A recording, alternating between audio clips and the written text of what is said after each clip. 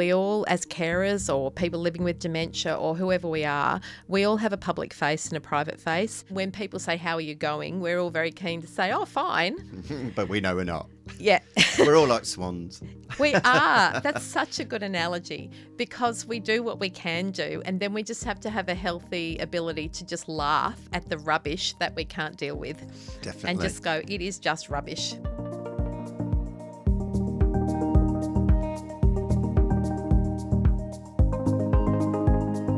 Hi, Wendy.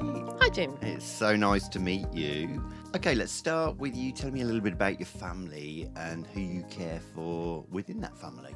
Sure. So I came to Australia when I was very small with my mum, my dad, my brother, and also mum's mum, Granny. And we lived in Melbourne for quite some time, and we moved up here in about 2000 to Brisbane. And mum and dad moved up here shortly after us, independently of us. And that was awesome when they helped out. And now I'm helping them. Dad has been diagnosed with Alzheimer's, and more recently, Mum has been diagnosed with mild cognitive impairment. Wow, a lot of moving parts within the family. Yes. You're sharing this caring role with your brother, but he isn't based in Brisbane, is that right? Yeah, we've got a great team thing going. We divide tasks based on what we can do because he lives down in Melbourne, yep. And how does that all work for you guys? It was a bit of trial and error, and he came up with a couple of really good ideas, and that's morphed into the fact that I tend to do the on-the-ground stuff, and he tends to do the stuff that can be done remotely. So we would video call with Dad on a Monday, beginning of his week, and we would have a lovely chat, but we'd also become aware of particular things that we needed to help with or were on the horizon. And then we would have a call with Mum on a Wednesday, because that was halfway through the week. And then we could tap into, well, had things progressed? What did we need to do to support her, etc. And then as both their diagnoses have progressed, the nature of that has changed a bit. But that still holds the Monday-Wednesday routine. And although it's pretty tricky, especially with time delays, like the time over summer, to juggle that with work, it still holds well. And then outside those video calls, you've also got pre sometimes and post sometimes to make sure things go smoothly. So you work part-time for an accountant for a non-for-profit. How much of your work life and the job that you do and the hours that you work, how much of that actually shapes your role as a carer for your parents? It actually means that I can do the self-care that allows me to be a carer and allows me to enjoy my career. So if you are trying to juggle things too much, you just can't do it all.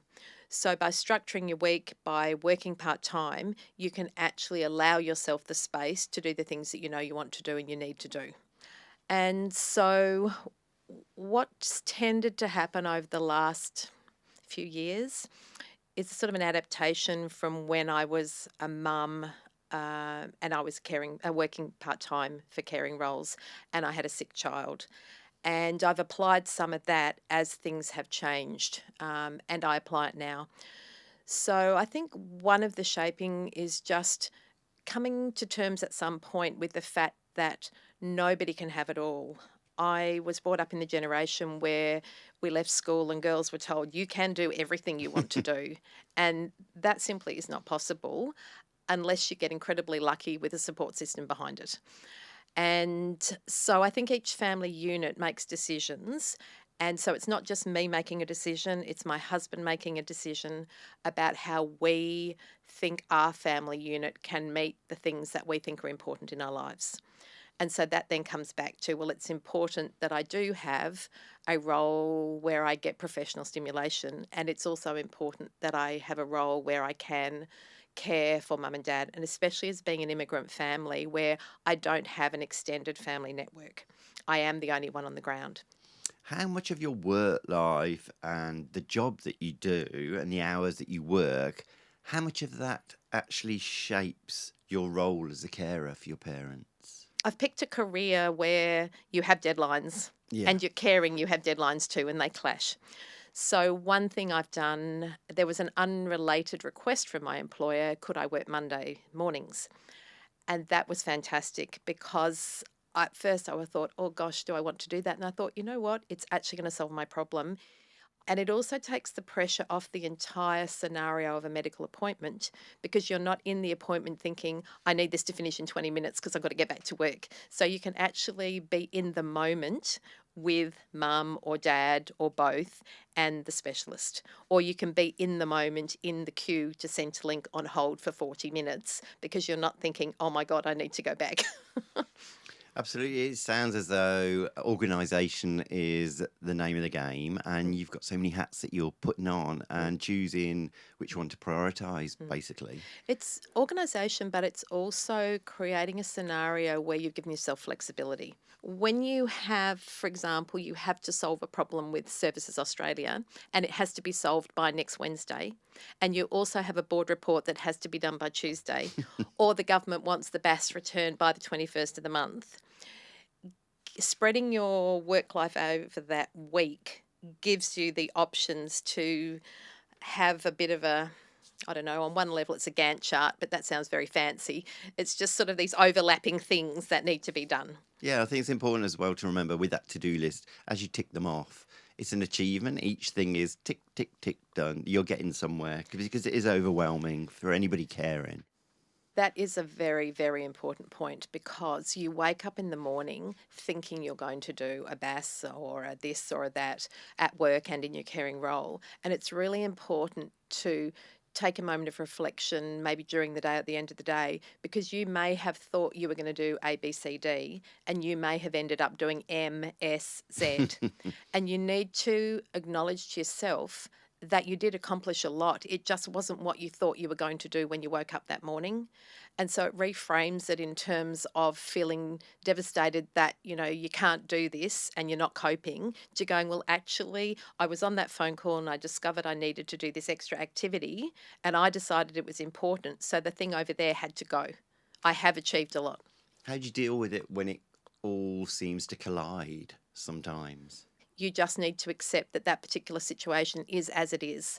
For example, you just have to accept that the 1-800 number for Services Australia just does not give you an option to stay on the line. You can't get angry about it. You just have to go, okay, if it's just said all our offices are busy, ring back another time, you just have to go, that's what it is. So let's think about a different strategy. And I think that's where maybe you lean into professional strategies too, and you go, okay, well, if the computer suddenly failed and your BAS was due, you just have to think up a strategy. You can't cry because that's not going to fix. You've got to find a different way to do something. I always say to my kids, you know, it's not about what comes at you, it's how you handle it. So really that is the strategy. Breathe. You've just got to really breathe and take that on board. Yeah. Tell me about volunteering at your dad's care home. How did that come about? It came about because Dad was reluctant to go and do some exercise, and it was partly a function of him forgetting that he wanted to do it, and it was partly a function that it wasn't something that he was naturally attracted to. As an IT professional, he spent many, many hours at his desk doing some incredible things, and he's produced some terrific products for large corporations. And so it's in his nature to sit there, and we needed him to want to genuinely want to keep his muscles and the blood flow to his brain and everything going. Which is so important. Yeah, to play to his strengths. While some things are disappearing, to keep those things we can keep for as long as possible. And so I was asked if I would entertain the idea of helping with an exercise group at Dad's care location, because if I went along there and Dad wanted to spend time with me, he was more likely to go along too. And that is in fact what happened. It was a bit difficult. Dad also has a condition called hyperacusis, and that is the opposite of deafness, I guess you'd say. So things are very loud. And funnily enough, that actually prevented us understanding dementia was playing a role in Dad's life at first, because when you want to recoil from noises, you tend to socialise less and you tend to promote the ability to have a problem. That has swapped out that role now to a discussion group role, and that has been really wonderful, the discussion group for Dad. We talk about all sorts of things, and he really enjoys that. So, what keeps you motivated as a carer? I look back at one particular instance as an example. I was unlucky enough to have the entire lovely experience of chemo years ago. And Dad, who doesn't really do the whole vomiting thing, accompanied me for an entire day into the hospital and sat with me. Every time I think that it's too much doing what I'm doing, I go, you know what? He hung in there. I'm going to hang in here too. Tell me about the financial toll of a part time job and what does that mean for your retirement? It means currently putting as many dollars as I can into risk to catch up my super. So it it's interesting. Society thinks it's not gendered, but it is. It's still gendered. And conditions have got a lot better for women, but there is still this underlying problem with women having missed out on super of my age and now trying to catch up.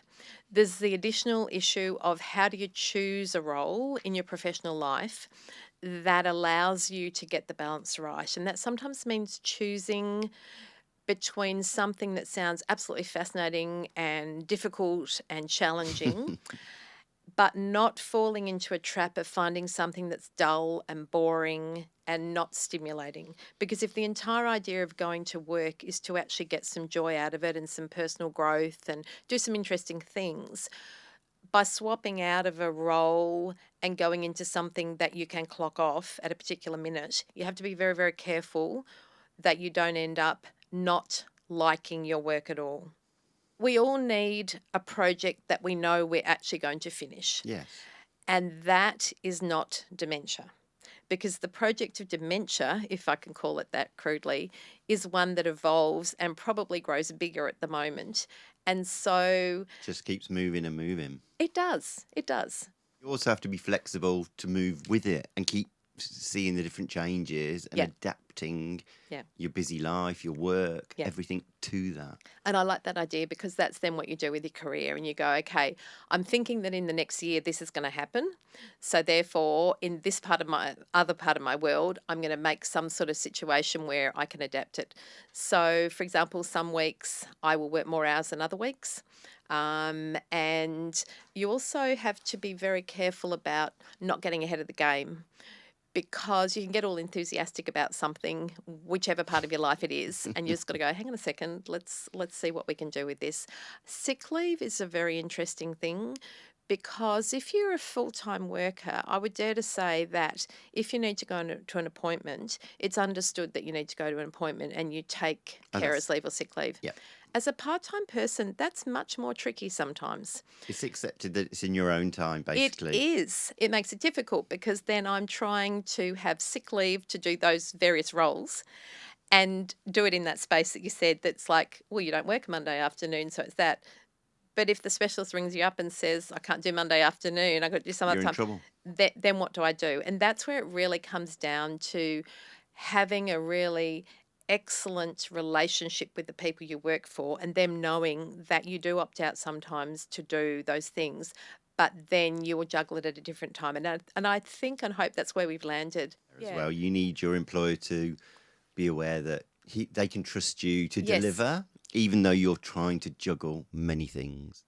I think understanding how hard, as a person dealing with a caring role, to juggle so many factors, anybody listening to this would understand that that culture is so important for people to have flexibility and understanding and kindness to deal with all what's facing the majority of all of us. And once again, going back to awesome culture at work, we have a program where employees are encouraged to look after their mental health and their physical health. And so yesterday, in the middle of my work day, I logged off the computer and I did half an hour of yoga. And it's fantastic initiative of our company. and it pays massive dividends for all of us, whether it be me with the dementia impact or whether it be anybody else with whatever. So I'm truly grateful for some of the things that are going on in our business culture, and I hope and I wish that other people will find themselves in that same situation, because I know it's very, very tough for some other people. Well, it sounds as though you've got a lot on your plate, but you are nailing it. It's such a pleasure to meet you, and I'm in awe of how brilliantly you're handling everything. No, not brilliantly. And I think that's one of the things we need to recognise, that we all, as carers or people living with dementia or whoever we are, we all have a public face and a private face. And we're all very keen when people say, "How are you going?" We're all very keen to say, "Oh, fine." But we know we're not. Yeah. We're all like swans. We are. That's such a good analogy, because we do what we can do, and then we just have to have a healthy ability to just laugh at the rubbish that we can't deal with. Definitely. And just go, it is just rubbish. Thanks so much for your time. You're very easy to talk with. Hold the Moment is a podcast from Dementia Australia, produced by Dead Set Studios.